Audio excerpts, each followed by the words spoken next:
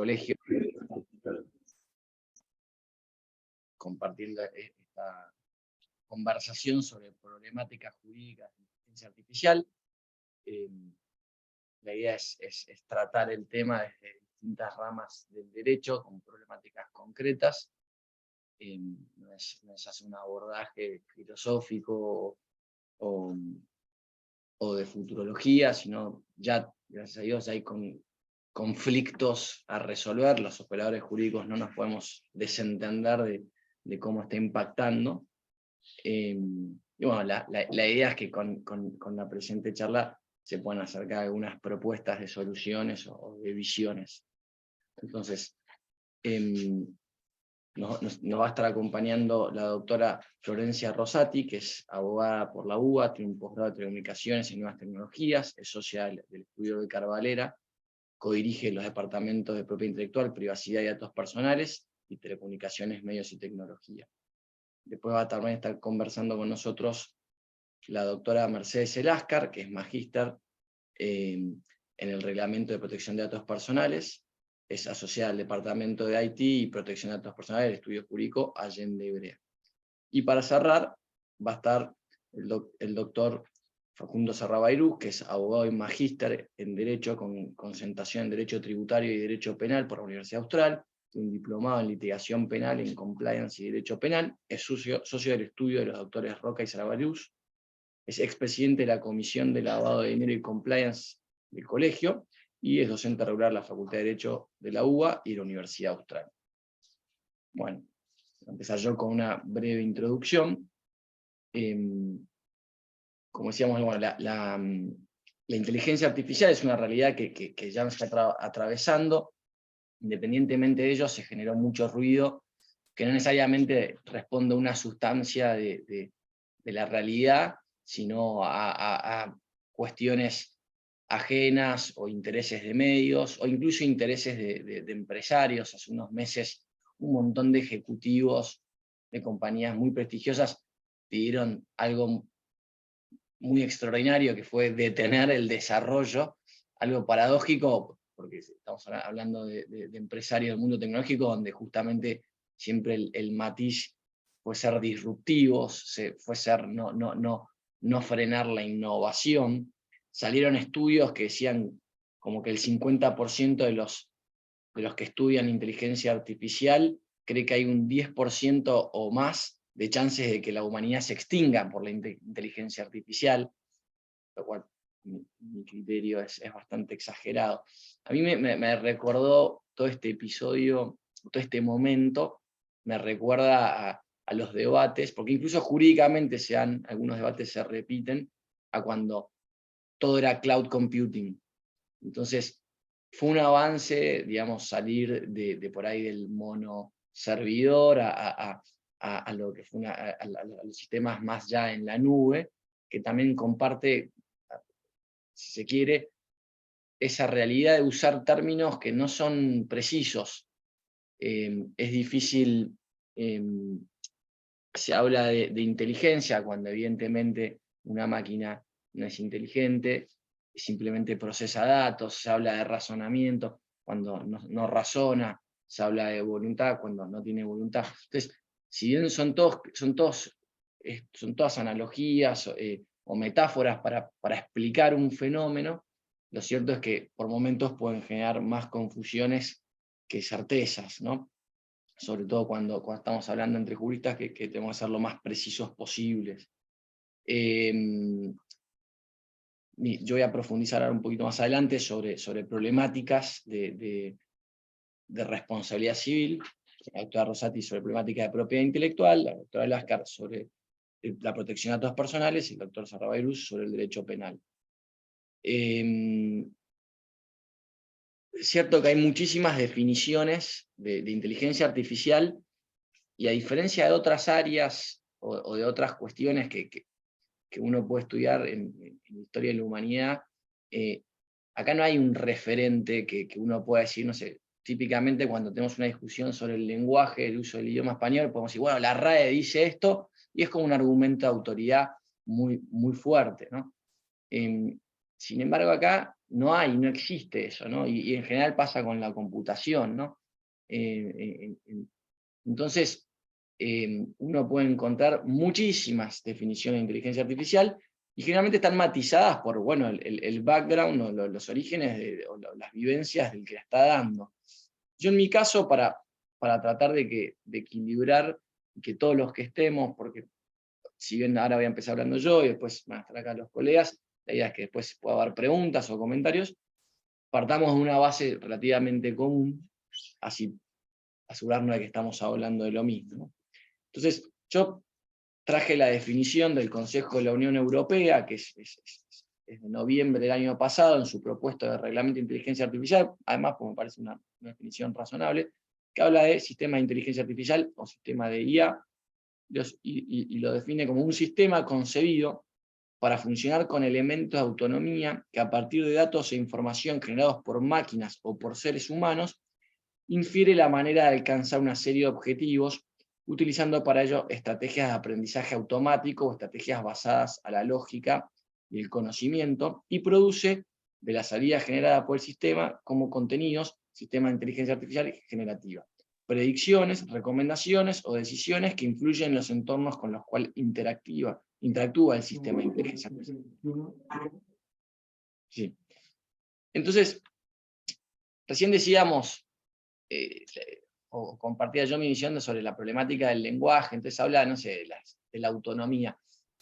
Si jugamos un poco con el lenguaje, ¿no?, de autonomía, como nuestra capacidad de fijarnos nuestras normas, lo cierto es que un sistema no tiene esa autonomía, porque si bien en algún momento podemos usar la metáfora, la verdad es que ese sistema simplemente existe porque alguien ya le fijó las normas, o sea, ya le fijó, ya le precargó cómo va a operar. Ni hablar, si lo queremos comparar con lo que sería la autonomía humana, que nos permite, ¿no?, tener voluntad propia con discernimiento, intención y libertad, ¿no?, lo que nos da la capacidad jurídica.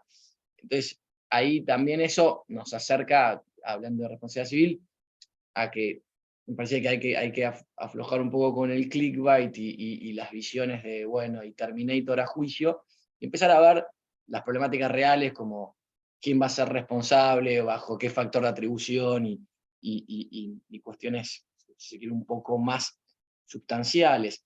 Se entiende la metáfora de sí, es autónomo en cuanto no necesita la intervención constante de un humano, pero no es autónomo en el sentido profundo de la palabra, o tradicional del derecho, ¿no?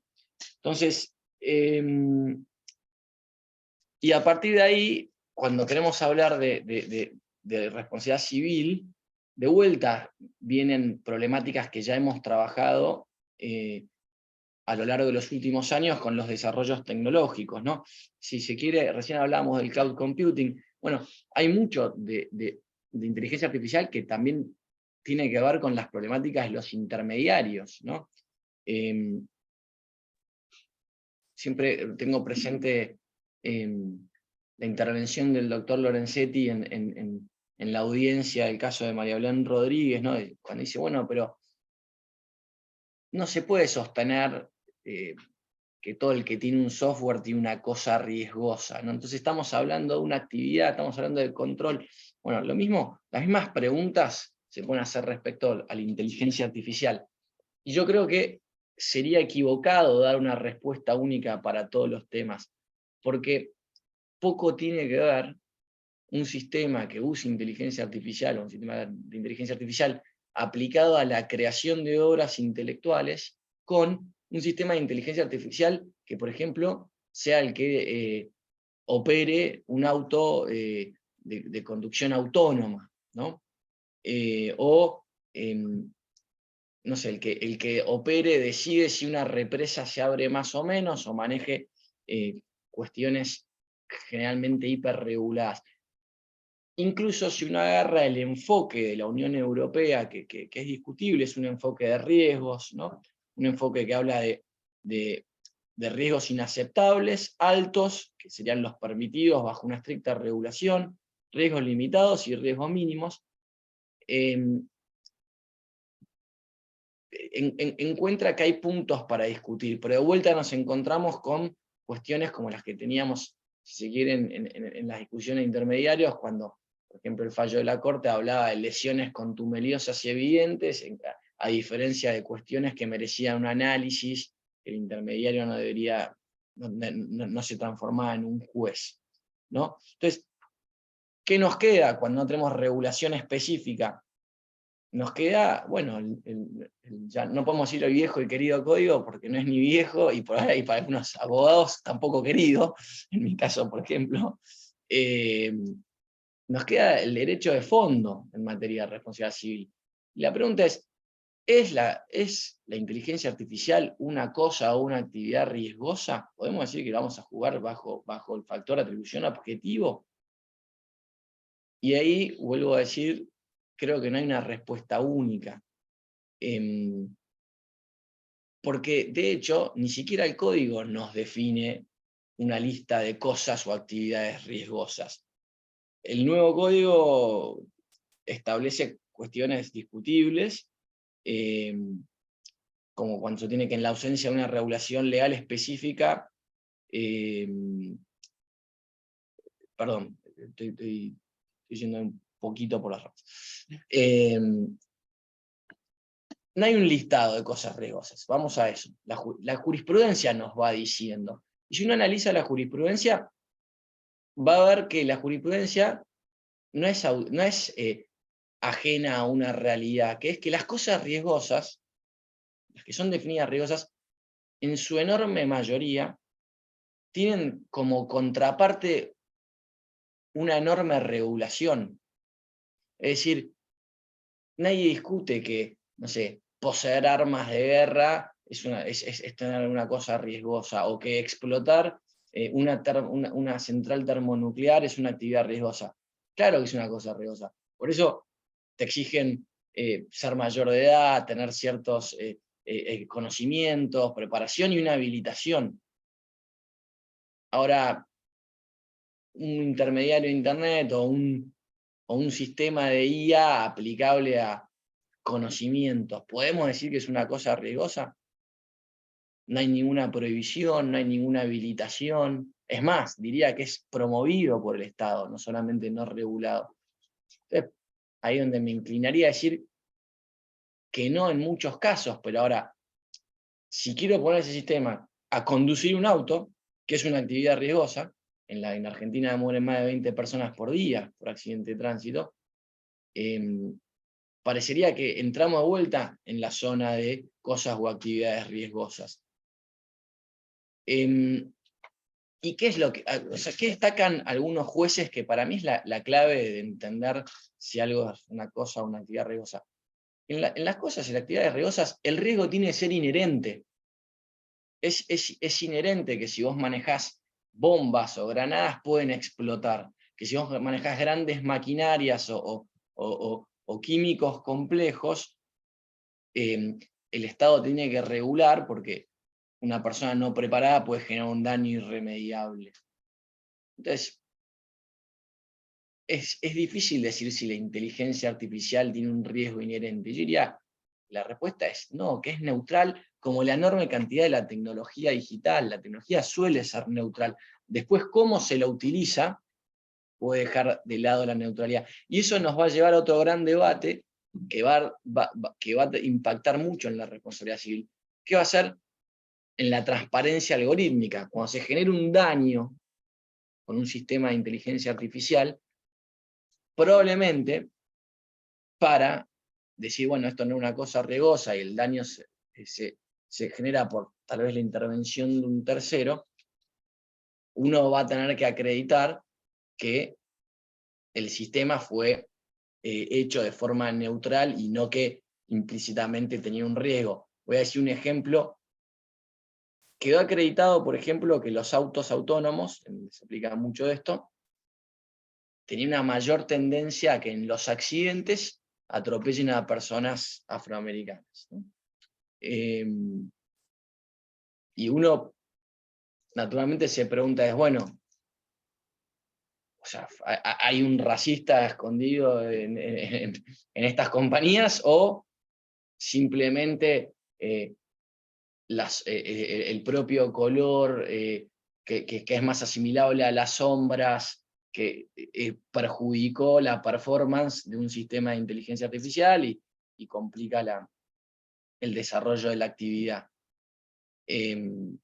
Entonces, de vuelta, la respuesta no puede ser para todo igual. Vamos a ver en qué sistema estamos, si hay un riesgo inherente, y ahí vemos qué sistema le aplicamos. Por otro lado, en materia para salir un poco lo que más casos jurídicos nos está dando, que son los daños, digamos, por accidente de auto, y no meterme del todo en lo que es propiedad intelectual, que la Rossetti va a tratar 1000 veces mejor. Un tema que sí me interpela, al igual que en el caso de los intermediarios, o en el caso del cloud computing, es que así como la Unión Europea está regulando con un enfoque de riesgo, nosotros en Argentina estamos adheridos a Tratado de Derechos Humanos, donde las limitaciones a la libertad de expresión son de interpretación restrictiva, y deberíamos evitar cualquier tipo de chilling effect, es decir, que no por temor a que eventualmente se viole tal o cual derecho, prohibamos el avance. Y es ahí donde por ahí difiero de la Unión Europea, y digo, para mí no hay que regular desde la teoría del riesgo o enfoque de riesgos, para mí hay que regular desde cómo hago para potenciar los derechos humanos en su totalidad, ¿no? Creo que ya me pasé los 15. Sí, estamos bien, estamos en tiempo. Estamos en tiempo, bueno. Sí, sí. Eso, bueno, me quedo con esa conclusión, ¿no? Con esas dos conclusiones. No se puede predefinir todo porque cada industria, cada actividad y cada sistema va a ser distinto. Y dos, regulemos para potenciar los derechos humanos y no desde el temor o desde el clickbait o desde salir de ver Black Mirror, Terminator o las películas de sci-fi que querramos. Gracias.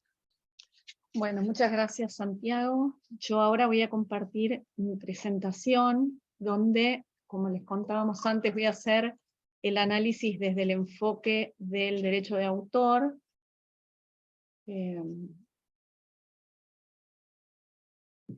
Ahí están viendo mi presentación. Bueno, voy a tratar de ir lo más rápido posible y tratar de cumplir con mi tiempo para no sacarle tiempo a Facundo y a Mercedes, pero tengo como bastante información y lo que traigo son más preguntas, que respuestas, y tal vez contarles un poco cómo pienso que se están empezando a responder estas preguntas, sobre todo en Estados Unidos, que es donde más se están cuestionando todos estos temas. Bueno, el foco acá está puesto en la inteligencia artificial generativa, que como ustedes saben, la inteligencia artificial generativa se caracteriza porque los datos de entrenamiento de la herramienta de inteligencia artificial son justamente contenidos que en su mayoría están protegidos por derecho de autor, como pueden ser videos, fotografías, textos, códigos, en fin, obras protegibles. Entonces, a partir de esos datos de entrenamiento, cuando un usuario plantea un input, que puede ser una pregunta, una orden, algún tipo de instrucción a esta herramienta de inteligencia artificial, la herramienta produce un output, y ese output es un contenido que a su vez es nuevo y creativo, o se supone que es nuevo y creativo, y a partir de estos contenidos generados por la inteligencia artificial, surgen varias preguntas que acabamos de ver. Como ustedes saben también, hay distintos tipos de inteligencia artificial generativa y producen distintos contenidos. Por ejemplo, ChatGPT, Lambda, Bard, producen lo que son contenidos escritos. Después DALL-E, Midjourney o Stable Diffusion producen contenidos de imágenes. Otros como MuseNet producen música, y así hay distintas herramientas que generan contenidos diferentes. Las preguntas que, digamos, nosotros nos podemos plantear a partir de estos contenidos generados por el derecho de autor es, primero, bueno, si este output que genera la herramienta es algo que se pueda considerar una obra jurídica, protegible por derecho de autor. ¿Este contenido nuevo se puede proteger por derecho de autor? Y si consideramos que es protegible, tenemos que pensar, bueno, ¿a quién podemos atribuir la autoría sobre esta obra? Ya vamos a ver que hay distintas personas que intervienen en el, digamos, desde el entrenamiento de la herramienta hasta que se genera el output. Bueno, ¿cuál de todos es el autor? O ninguno de ellos. Después, si no hay un autor, ¿podemos decir que hay una obra protegible? ¿Puede haber una obra protegible sin autor? Otra pregunta es, ¿se requiere autorización de los titulares de las obras que se usan para entrenar a la herramienta de inteligencia artificial? ¿Hay que compensarlos por ese uso que se hace de sus obras? Y por último, ¿este output que genera la inteligencia artificial puede infringir derechos de autor cuando este output que es generado se parece tanto a la obra primigenia, a la obra originaria? En ese caso, ¿quién va a ser responsable por esa infracción? Bueno, empecemos por la primera y la segunda pregunta, que es si el output generado puede ser una obra protegible, y en su caso, ¿quién puede ser considerado el autor de esta obra? Tenemos en la doctrina internacional una división de aguas. Por un lado hay gente que está en contra y otra que está a favor, y los que están en contra básicamente lo que dicen es que todos estos contenidos que genera la inteligencia artificial se generan por una operación que es puramente mecánica, que es automática, que no hay un proceso intelectual como el que puede atribuirse a una persona humana, a un autor. Y después los que están a favor, en cambio, lo que sostienen es que si la inteligencia artificial es entrenada justamente a base de obras protegidas por el derecho de autor, y como consecuencia de esto y del input que genera el usuario, producen un contenido nuevo y original, ¿por qué este contenido no va a estar protegido de la misma forma por derechos de autor? Asumiendo por un momento que este output que genera la inteligencia artificial es una obra protegible, nos queda por preguntarnos quién es su autor. Entonces, en primer lugar, tenemos la herramienta, la inteligencia artificial. ¿Podemos pensar que la inteligencia artificial es autora de su propio output? Y ahí la primera barrera que tenemos es que en la mayoría de los países, para ser considerado autor, se requiere ser una persona física. Esto es, por ejemplo, el caso de Argentina, pero también es el caso de Estados Unidos, y también es el caso de la mayoría de los países de Europa, con algunas excepciones, como por ejemplo el Reino Unido. Entonces, si autor es una persona física, la herramienta de inteligencia artificial queda descartada como autora. Pensemos entonces en quién es el dueño de esa herramienta, la empresa, el OpenAI, el Google, el que sea el dueño de la herramienta de inteligencia artificial. ¿Puede ser considerado su autor? Y bueno, si bien desde el derecho de autor nosotros podemos decir que él es el titular de los derechos de autor de la herramienta de inteligencia artificial, no puede ser autor, primero porque no es persona física, y segundo porque en realidad tampoco interviene en el proceso creativo de ese output que genera la herramienta de inteligencia artificial. Después tenemos también a los desarrolladores, que esta empresa dueña de la inteligencia artificial contrata para desarrollar la herramienta. Como sabemos, estos desarrolladores o bien son contratados y ceden sus derechos a la empresa, o bien entran de lo que es el work for hire, la doctrina del work for hire, en función de la cual la empresa dueña es la titular de los derechos. Y acá pasa lo mismo, es titular de los derechos, pero sobre la herramienta, pero eso no necesariamente la hace autora de los contenidos generados por la herramienta. Nos queda por último el usuario. El usuario es la persona que usa la herramienta. Nosotros seguramente hemos probado algunas, en su mayoría hemos probado ChatGPT, pero también hay otras herramientas que producen otro tipo de contenidos. Cuando uno le pone el prompt o input a la herramienta, es decir, esa instrucción donde le dice, por ejemplo, no sé, escribime una canción que hable del amor de un padre por un hijo al estilo Joan Manuel Serrat.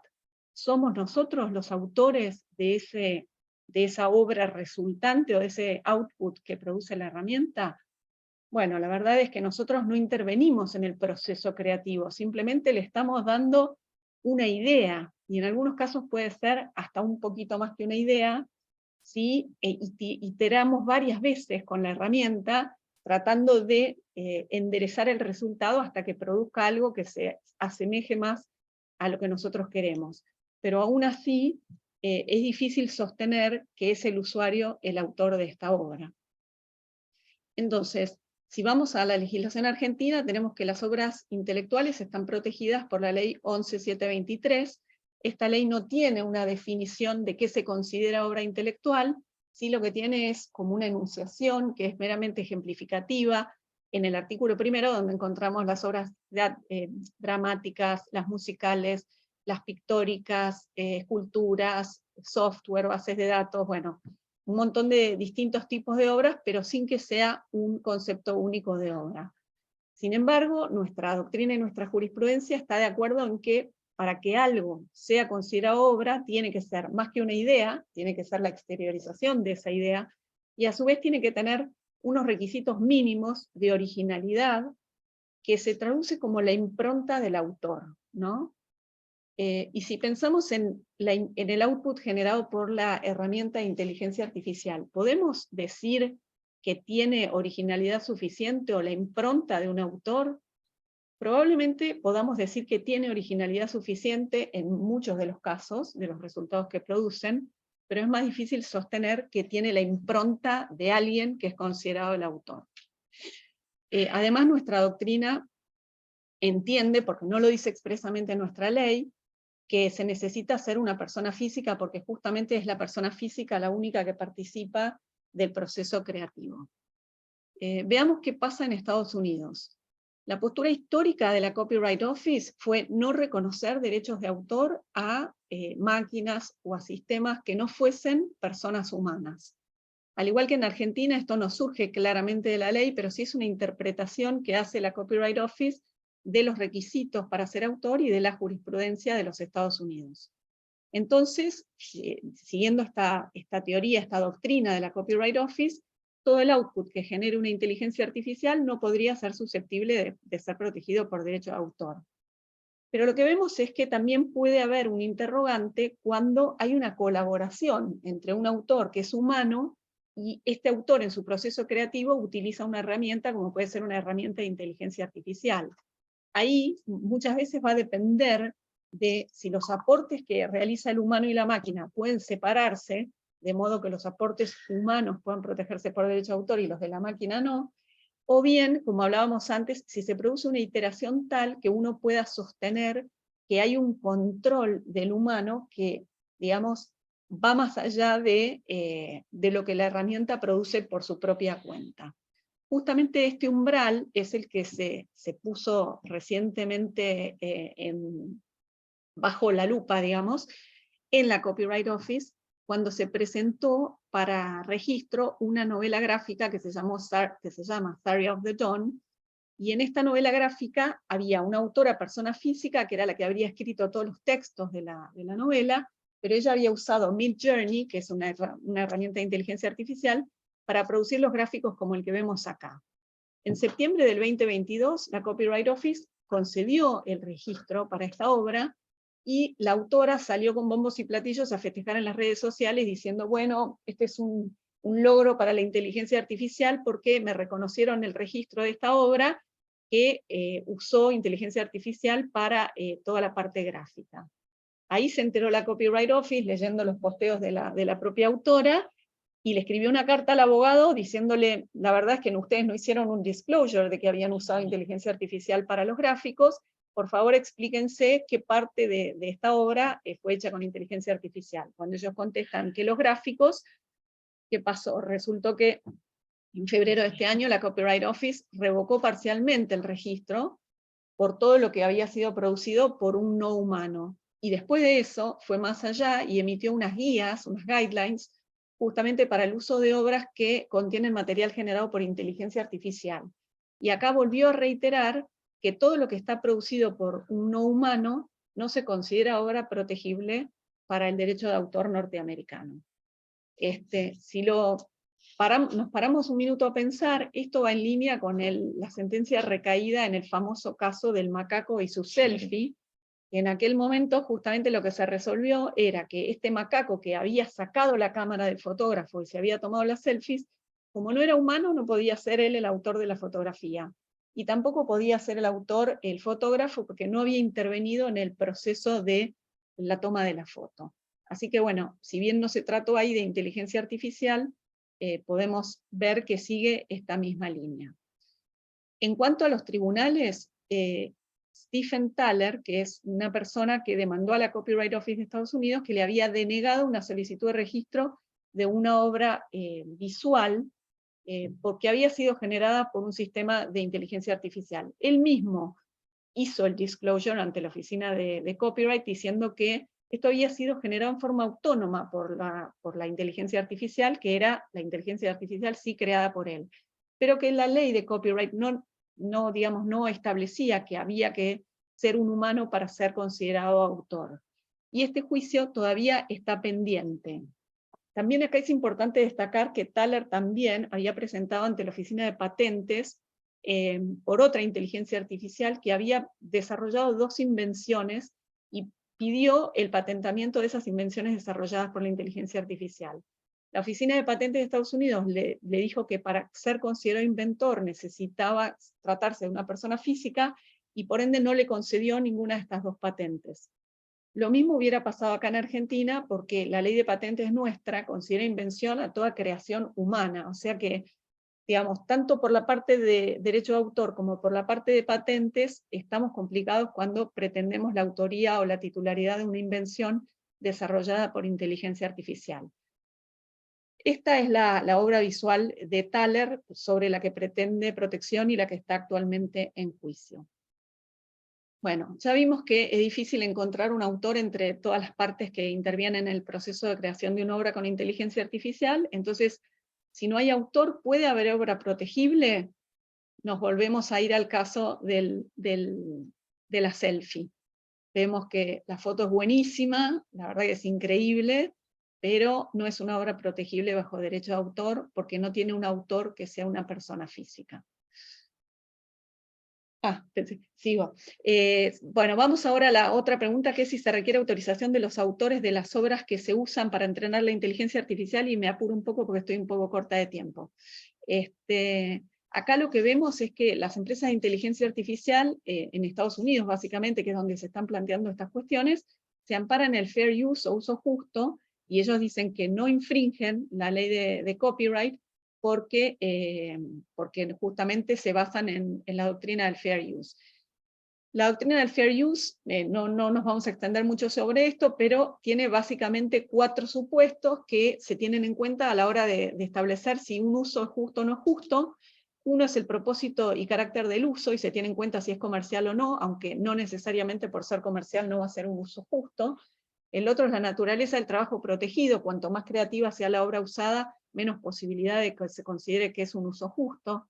Después, la cantidad y calidad de la obra utilizada, obviamente se tiene en cuenta la proporción entre la obra nueva y la obra preexistente. Y después el efecto del uso en el mercado potencial o en el valor de la obra, o sea, si la obra nueva es realmente transformadora a tal punto que no compite con la obra originaria, o si realmente es una obra que va a competir con la primera. Y este punto es particularmente muy importante, y por ejemplo, en los casos que actualmente se están discutiendo en Estados Unidos, se plantea fundamentalmente este 4º punto. Uno de los casos que citamos acá es Getty Images contra Stable Diffusion. Getty Images, como todos saben, es un banco de imágenes, y Stable Diffusion está entrenada justamente con millones de fotos extraídas de Getty Images, al punto que muchos de los outputs que produce Stable Diffusion hasta tienen la marca de agua de Getty Images. Getty Images dice que esto no constituye un uso justo y que se le debe pedir permiso y compensar por ese uso. Después hay una acción de clase presentada por artistas contra Stability AI y Midjourney. En este caso, las artistas lo que plantean es que se entrena estas herramientas con sus obras para que luego permitirle a los usuarios que generen, por ejemplo, obras al estilo de Sarah Anderson o de Kelly McKernan. Entonces, se genera una obra, un output, que compite directamente con la obra de ellas. Entonces, consideran que esto no es un uso justo. Hay otra demanda que es contra GitHub, Microsoft y OpenAI. Es una acción de clase donde los titulares del software de código abierto GitHub reclaman por la creación de la herramienta de inteligencia artificial que se conoce como Copilot, porque dicen que en parte reproduce parte del código abierto, el código fuente de GitHub, y al mismo tiempo también dicen que no respeta los términos de la licencia de uso de código abierto de este software. Y después, también por citar, hay un paro del Sindicato de Guionistas de Hollywood, que un poco lo que plantea es lo mismo, que se entrena las herramientas de inteligencia artificial con los guiones que producen estos guionistas, y después justamente estas herramientas producen guiones que compiten con ellos mismos. Entonces, les parece que todo esto no es un uso justo, y todavía está por verse cómo esto va a ser resuelto en los tribunales de Estados Unidos. Si pensamos en Argentina o en Europa, ni siquiera tenemos doctrina de fair use, y como todos sabemos, digamos, los que hacemos derecho de autor, las excepciones al derecho de autor en Argentina y en la mayoría de los países europeos son mucho más restrictivas, incluso que el fair use americano, con lo cual las posibilidades de que esto se considere viable son aún menores fuera de Estados Unidos. Shutterstock. Puedo agregar el derecho moral, hablemos de la impronta del alma, pues, digo, también es discutible. Tal cual, sí, exacto. Es una diferencia entre los derechos, digamos, derecho de autor que no es anglosajón, que es latino, y el derecho anglosajón que no tiene estos derechos morales. Bueno, también hay proveedores de imágenes y de textos y demás como Shutterstock, que ya se están planteando algún método de compensación a los autores de contenidos que son usados después en el output de las inteligencias artificiales. O sea que hay algunos proveedores que están avanzando en considerar de qué manera se puede compensar. Bueno, traje esta obra transformada. Por un lado, a la izquierda tenemos una fotografía original de Lynn Goldsmith, y a la derecha tenemos una obra derivada de la primera, que fue de Andy Warhol. La fotografía es del 81, la obra de Warhol es de unos años después, y hay un fallo reciente en la Corte Suprema de Estados Unidos que tenía que responder si la obra de Warhol era suficientemente transformadora de la fotografía, y si podía ampararse en el fair use para, digamos, su uso comercial.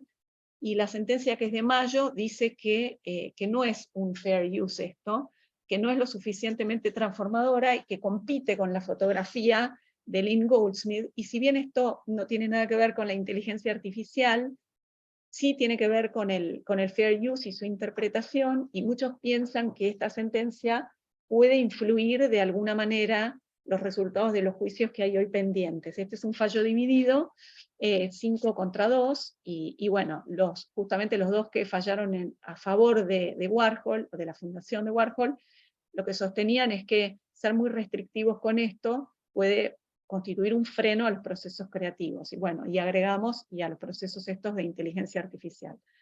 Finalmente, el output generado por la inteligencia artificial puede infringir derechos de autor por las obras usadas para el entrenamiento. Bueno, muchas veces, como decimos, el output va a ser muy, muy parecido a las obras usadas, y ahí, por ejemplo, los creadores de la inteligencia artificial van a sostener que los sistemas los que están bien construidos, están hechos de tal manera que lo que puedan reproducir de obras preexistentes es mínimo, y, digamos, no es sustancial. Pero, por ejemplo, los que están del otro lado, los creadores de contenidos como Getty Images, dicen que no, que muchas veces el contenido es tan parecido, o al menos es tan derivado de las obras, que eso no puede estar amparado por el uso justo. Otros, en otras demandas de estas de clase que citábamos, sostienen que hay una combinación de elementos conocidos en el resultado o en el output de la inteligencia artificial, de manera tal que tampoco pueden ampararse en el uso justo. Bueno, ¿quién es el responsable si estos outputs infringen los derechos de autor? Por un lado tenemos al usuario. Podemos decir que el usuario es responsable. El usuario muchas veces va a ser el que se beneficie de ese output, pero también tenemos que muchas veces ni sabe que ese output está constituido por obras, o que reproduce obras de terceros. Va a haber casos donde esto va a ser obvio y no va a poder desconocer, pero va a haber otros donde realmente no va a tener la forma de controlarlo.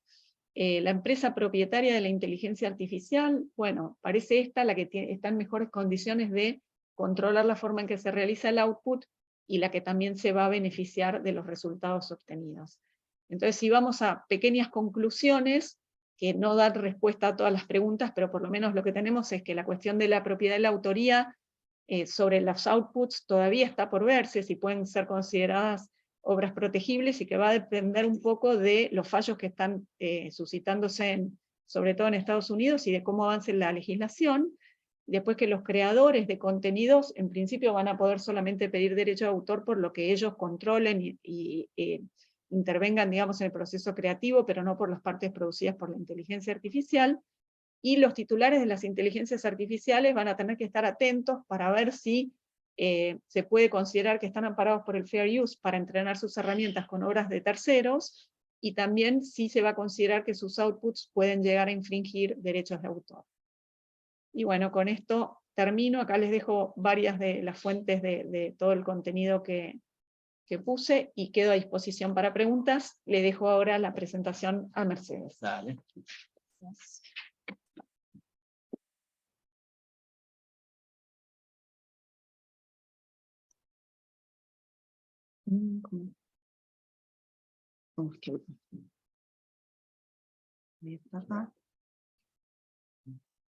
¿No? Sí.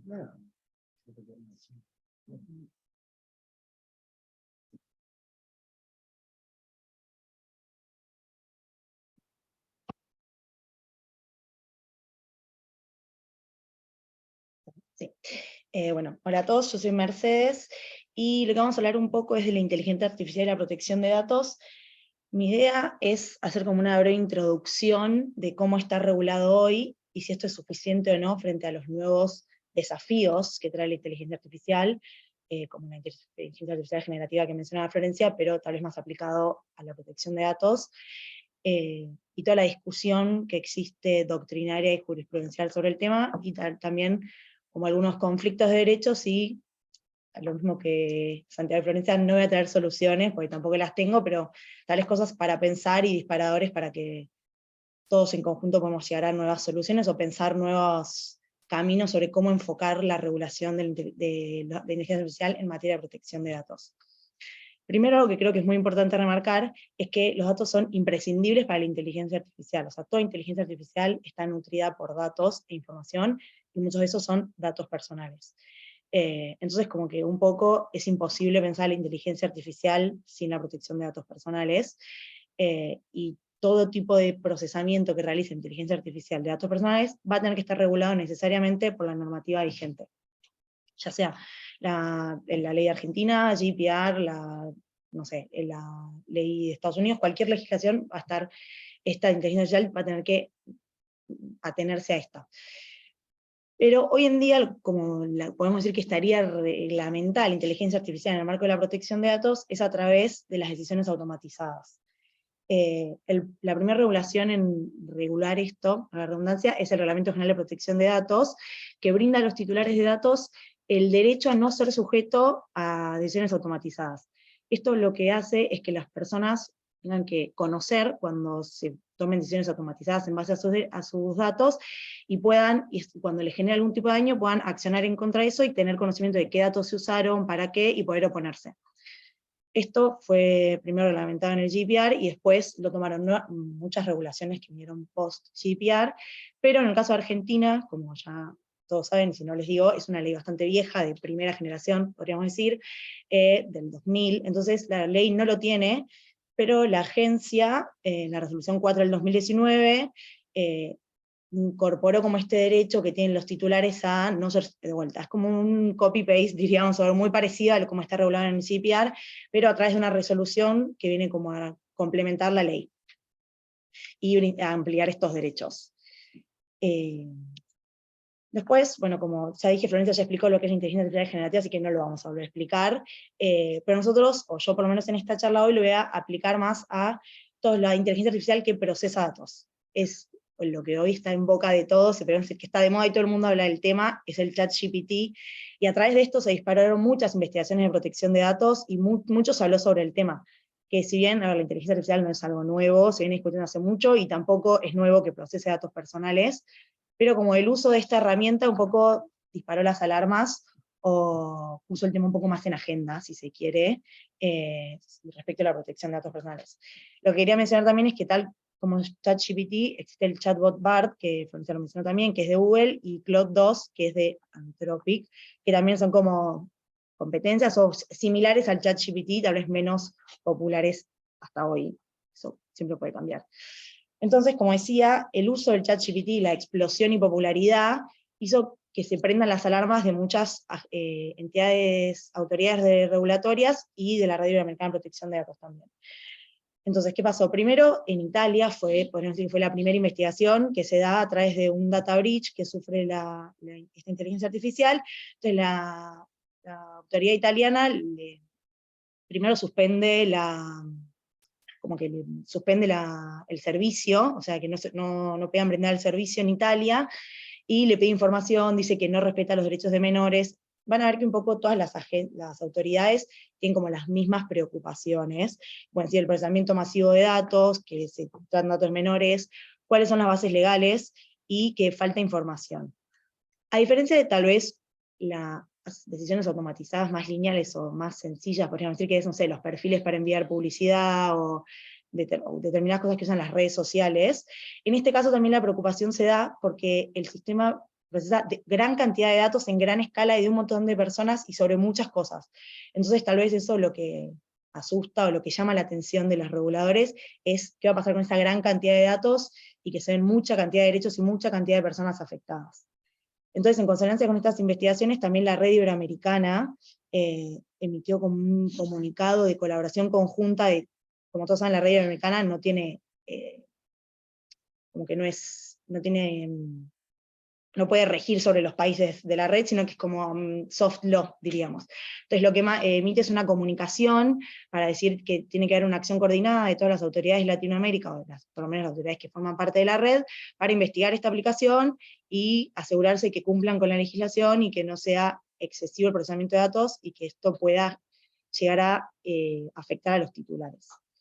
Entonces, esto lo que trajo es que hoy en día existen investigaciones en Uruguay, México y Costa Rica, que sepamos, pero no se descarta que en el futuro o en el corto plazo van a haber más investigaciones en Latinoamérica también, como las hay en Europa, en Italia, que fue la primera, en España, en Francia, en Alemania y también en Canadá.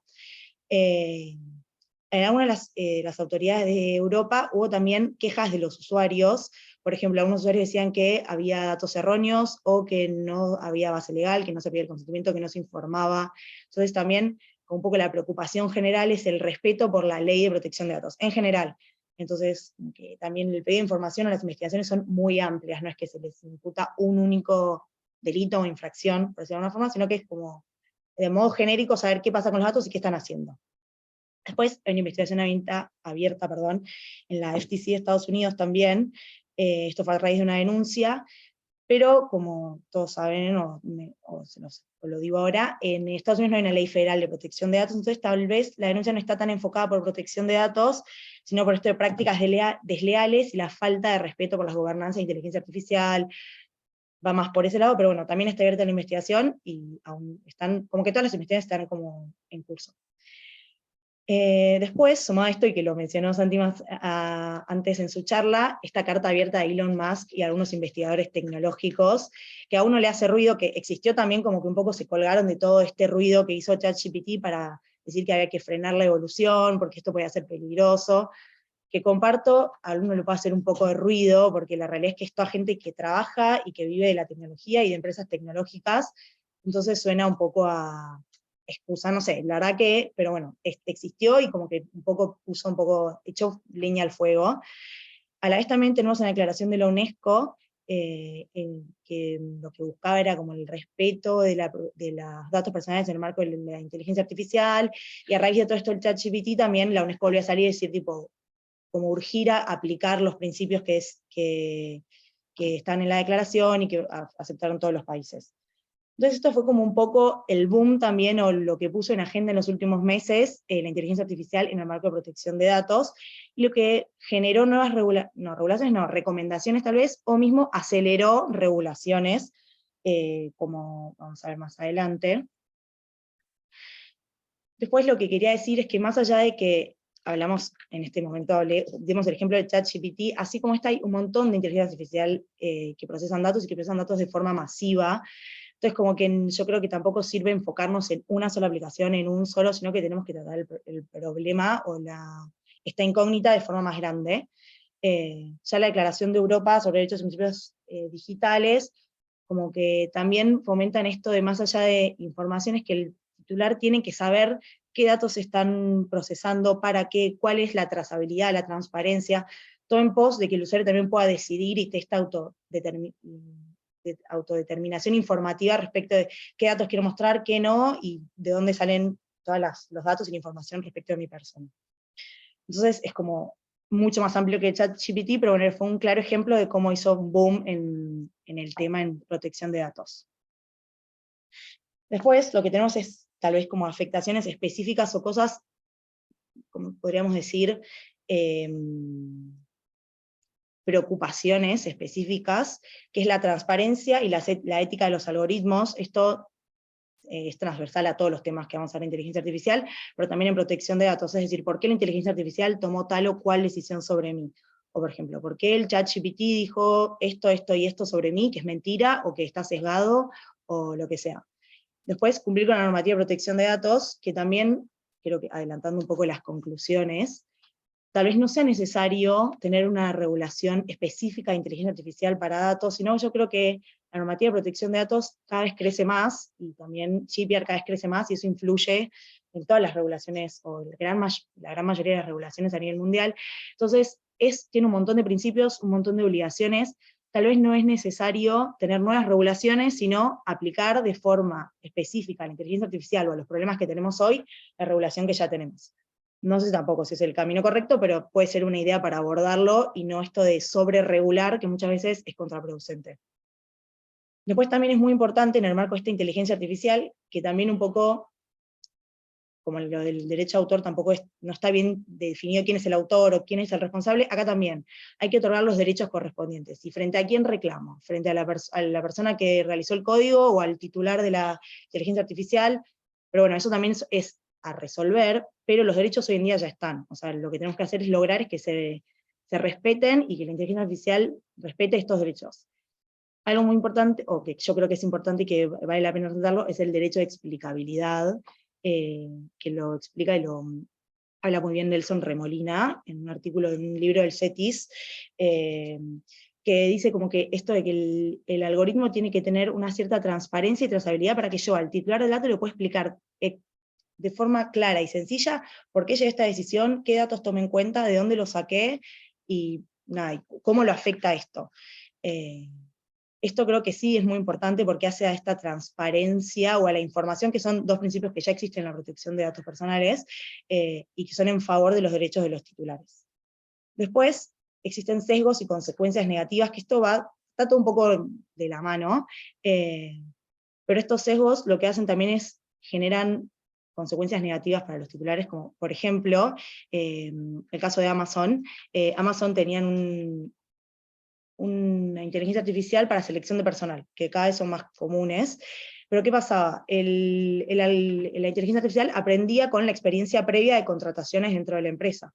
Y claro, a lo largo de los años, tal vez había más hombres que mujeres, o mujeres de determinada edad, o determinadas minorías no eran contratadas. Entonces, ¿qué pasa? El algoritmo aprendió de todo eso, y eso replicaba después en las contrataciones posteriores, lo cual se vio que era perjudicial para algunas personas que tal vez estaban igual o mejor calificadas, pero teniendo en cuenta lo que aprendió el algoritmo, era la respuesta que daba. Entonces, esto es muy importante, y también es importante porque no es que exista, antes, tipo, una persona específica ahí atrás que es antisemita y no quiere contratar tal o cual persona, sino que tenemos que estar muy cuidadosos en la información que le damos y en los datos que le damos a la inteligencia artificial, porque eso va a aprender y es lo que va a salir después. Por otro lado, también existe un conflicto entre leyes aplicables, que esto no es una novedad, existe conflicto entre leyes en el día a día, en el derecho civil, en el derecho penal, en lo que sea. Pero ¿qué pasa? En este caso, por ejemplo, yo como titular del dato tengo derecho a opt-out, y que, no sé, X inteligencia artificial no procese mis datos. Pero a la vez también existe un derecho de información, un derecho de libertad de expresión. Entonces, tenemos que intentar regular sobre la inteligencia artificial cómo van a chocar estos derechos. Como también podemos poner de ejemplo el derecho al olvido. No sé, hay un montón de derechos que podemos poner, pero lo que yo creo, y que como a consecuencia de todo esto, tal vez no es necesario tener una nueva regulación que regule la inteligencia artificial, sino entender cómo aplicar todos los conceptos que ya tenemos y que hoy en día se aplican al derecho a la inteligencia artificial. Después también tenemos como los deberes de secreto y confidencialidad y seguridad, que también están en las leyes actuales de protección de datos, pero lo importante en este caso también es que pensar, y para esto más para los usuarios, tener en cuenta que nosotros somos quienes alimentamos a la inteligencia artificial. Entonces también llega un momento en que qué información le damos o no. Muchas veces la inteligencia artificial aprende por lo que le dan los usuarios. Entonces, si nosotros, no sé, le damos mucha información personal nuestra, tengo tal enfermedad y no sé, X, y le hago una pregunta, la inteligencia artificial eso lo toma y se lo queda. Tal vez una posible solución es implementar medidas de anonimización en todas las inteligencias artificiales, porque en realidad a la inteligencia artificial no le importa que Mercedes, no sé, tiene fiebre y necesita ir al médico. Lo que le importa es que una persona, mujer de tantos años en Buenos Aires, entonces, como también pensar las soluciones mismo dentro de la ley de protección, de la regulación de protección de datos. Después, luego de revisar un poco todos estos conflictos o problemas o disparadores que nos da el avance de la inteligencia artificial y la gran cantidad de datos que se procesan a través de la inteligencia artificial, tenemos regulaciones y recomendaciones sobre el uso de la inteligencia artificial. Hay muchas, y tal vez si nos detenemos en cada una sería eterno, entonces, nada, hay internacionales del Future Privacy Forum, Global Privacy Assembly, la UNESCO, la Red Iberoamericana, son todas como guías, esto soft law se podría decir, y lo que son guías que la principal preocupación siempre es el respeto por los derechos fundamentales y los titulares de datos. En base a eso, cada una va a recomendar y va a ir más por un lado o por el otro. La principal preocupación es esa, es evitar la discriminación, fomentar la transparencia, dar información a los titulares y asegurar los derechos. Entonces, de vuelta, son todos conceptos que ya conocemos y que deberíamos encontrar la vuelta, o tal vez la regulación o las guías para aplicarlos a la inteligencia artificial puntualmente. Después tenemos un proyecto de regulación específico de inteligencia artificial en Europa que ya viene hace tiempo, pero como que se está apurando, o cada vez va avanzando más rápido en el último tiempo. Lo que propone es esto de regular a través del riesgo. Lo que propone es una calificación de 4 tipos de riesgos, y en base a esa calificación, cuáles son las medidas que debería tomar la inteligencia artificial, o el titular de inteligencia artificial, al momento de procesar datos, que van desde responsabilidad proactiva, medidas de seguridad, y que cada vez va siendo mayor la obligación o mayor las medidas que tiene que tomar. Esto fue criticado y apoyado por algunos, principalmente fue bastante criticado por OpenAI, que lo que en algunas declaraciones el CEO ha dicho como que le parece bien, que tiene que haber un tipo de regulación o guía sobre cómo encarar todos estos nuevos desarrollos, pero que hay que tener cuidado con esta sobreregulación, y opinó que la regulación de Europa podría ser una sobreregulación que podría afectar y podría deslizar de alguna forma que podría como ahuyentar a la inteligencia artificial de Europa, o sea, cosa que yo creo que no va a pasar, como porque pasa con todas las empresas tecnológicas, y siempre están como eso de, bueno, pero si quieres esta regulación yo no voy a estar más, pero bueno, es un punto válido también, y es un poco, creo, lo que yo pienso, que no es necesario sobreregular, sino con lo que tenemos que trabajar, y en pos de lo que ya sabemos y los riesgos que hay, tal vez sí complementar o reglamentar. Después también en Latinoamérica tenemos la única autoridad de aplicación que emitió una recomendación sobre la inteligencia artificial, fue la Autoridad de México, que es bastante abarcativa, habla desde la educación hasta el procesamiento de datos, y es muy interesante y está bueno, y de vuelta, el espíritu de todas estas recomendaciones es el mismo, el respeto principal por el titular del dato, y los cuidados y la transparencia.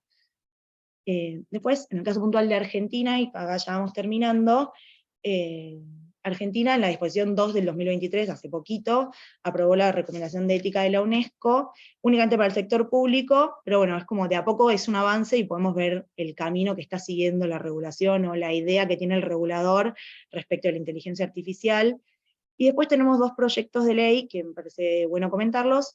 Por un lado, el primer proyecto busca regular la inteligencia artificial en la educación, ya sea desde jardín hasta la universidad. No es novedad que cada vez hay más uso de la inteligencia artificial, y la educación necesariamente, creo yo, tiene que ayornarse al uso y a tratar de incorporar la inteligencia artificial a todo lo que es la educación, porque de vuelta no sirve de nada decir, no, esto es malísimo, no, que no avance más, que se frene acá. Yo creo que no va por ahí, y que de hecho no va a pasar, o sea, nos va a terminar pasando por arriba si no nos ponemos a tono, sería. Y después, un proyecto sí más relacionado a la protección de datos, que busca como establecer un marco jurídico para la investigación y el desarrollo de la inteligencia artificial. Este proyecto de ley sí contiene disposiciones específicas sobre responsabilidad proactiva, privacy by design y by default, ya más conceptos puntuales de protección de datos. Nada, pero de vuelta, son conceptos que ya existen y que ya están en la regulación. Después me pareció también como un termómetro de lo que opina el regulador o la jurisprudencia en Argentina. En el caso de Negri es el último párrafo, diría que la última oración, que habla sobre lo que dice Google respecto de qué forma se muestran los resultados en el buscador, y lo que dice es que en el futuro va a haber que regular y repensar la forma en la cual esos se ciñe a Google y a los resultados de un motor de búsqueda, porque se refiere a eso, pero podríamos aplicarlo a toda la inteligencia artificial y al procesamiento de datos. ¿De qué forma esto se lleva a cabo? Porque de la forma en la cual la inteligencia artificial dice determinadas cosas o posiciona determinadas cosas, esto puede afectar la imagen y los datos de tal o cual persona. Es decir, tipo, si lo primero que pongo yo cuando busco Mercedes son 3 cosas que yo creo negativas, lo que dice la Corte es que eso influye sobre mi persona. Entonces, como un guiño a deberíamos regular esto, o deberíamos repensar cómo regulamos la inteligencia artificial, y que no quede todo librado a la suerte de los algoritmos. Por último, el proyecto de modificación de la ley que se presentó hace 2 semanas en el Congreso, ahora sí incluye de forma específica el derecho a no ser sujeto a decisiones automatizadas, que también puede ser como un puntapié inicial para regular a partir de ahí muchas cosas de la inteligencia artificial, porque las decisiones automatizadas pueden aplicarse a toda la inteligencia artificial en última instancia. Así que nada, también es el proyecto, dentro de otras muchas modificaciones que yo creo van a ser buenas, trae esto la inteligencia artificial, que también puede favorecer y facilitar la regulación. Por último, ahora sí, tenemos como conclusiones y tareas a futuro, cosas a pensar, es esto de la educación y capacitación en materia de inteligencia artificial, porque si bien hay responsabilidad de la inteligencia artificial, yo creo que también nosotros como usuarios tenemos que aprender a usarla y a manejar y a entender los riesgos que puede generar, y creo que eso también hace como una convivencia sana entre los usuarios y la inteligencia artificial. Esto, balance entre regulación y desarrollo tecnológico, que el exceso de regulación no se coma tal vez los desarrollos que están por venir, que si bien a uno puede decir que le dan como temor o que incertidumbre, yo creo que van a ser positivos. Después, esto, el respeto por los derechos fundamentales, la transparencia y trazabilidad. Esto es importante también, tener una revisión humana detrás de la inteligencia artificial, la aplicación de medidas de responsabilidad proactiva y la cooperación entre autoridades, que creo que también hace que, si bien es importante en todo lo que hacen los datos personales, la cooperación entre autoridades va a hacer que la regulación a nivel mundial, en un tema que es tanto, los datos vuelan y van de acá para allá, que es tan global, va a facilitar el uso de la inteligencia artificial y la protección de los datos. Y estamos con eso. Muchas Vale. gracias. Sí, sí. ¿Cómo es que? ¿Qué? Ah, perdón. ¿Ya está? Sí, o sea, stop share. Me peino. Está muy bien. Muy fácil. Bueno, la idea es, tengo un poco de tiempo, así que la idea es hacer unos apuntes respecto de la vinculación entre inteligencia artificial y derecho penal, ¿no? Debo decir que cuando me invitó Santi a dar la charla, fui a ChatGPT y le pedí que me diera una conferencia de 15 minutos sobre derecho penal y inteligencia artificial, y me hizo unos esbozos interesantes, la verdad. Lo que decía ChatGPT en ese intercambio es que el derecho penal y la relación con la inteligencia artificial es un tema de creciente importancia y debate en la actualidad, y dice que esto concretamente se presentan algunas áreas en las que vale la pena estudiar este tema, ninguna de las cuales es la que voy a tratar hoy, así que adelanto que no voy a hacer uso indebido del copyright de ChatGPT, sino que va a ser una cuestión de propia obra, pero se focalizaba, para que no les quede la duda de la respuesta, en cuestiones más que tienen que ver con sistemas procesales y de investigación, ¿no? Utilización de identificación facial para la investigación penal, la utilización de sistemas predictivos respecto de la potencialidad o peligrosidad de una persona para cometer delitos, la utilización de inteligencia artificial como una herramienta de asistencia en la toma de decisiones judiciales, no solamente de asistencia al juez en criterios jurisprudenciales y criterios de cómo resolver un caso, sino directamente que el caso lo resuelva un mecanismo de inteligencia artificial, una especie de jurado informático, digamos. Pero bueno, a mí lo que me pareció más importante, que es un tema que tocó Santi, es analizar el tema de la responsabilidad penal respecto de hechos que se producen con y o a través de robots o de objetos o sistemas regidos por la inteligencia artificial, ¿no? Voy a focalizar un poquito al final en temas de vehículos autónomos, pero vamos a analizarlo primero en términos generales. Entonces, la primera pregunta que uno se puede hacer cuando se analiza esto es, ¿está el Código Penal argentino lo suficientemente en forma como para responder respecto de estos hechos? Y bueno, la verdad que el Código Penal argentino es del año 1921, ¿no? O sea, no solo no existía la inteligencia artificial, no existía la informática, no existía la computadora, no existía los emails, no existía prácticamente ninguna de las herramientas de las que nos valemos hoy en la vida diaria. Entonces, claramente, si uno va al Código Penal, no va a encontrar absolutamente nada que le sirva para interpretar este tipo de delitos, ¿no?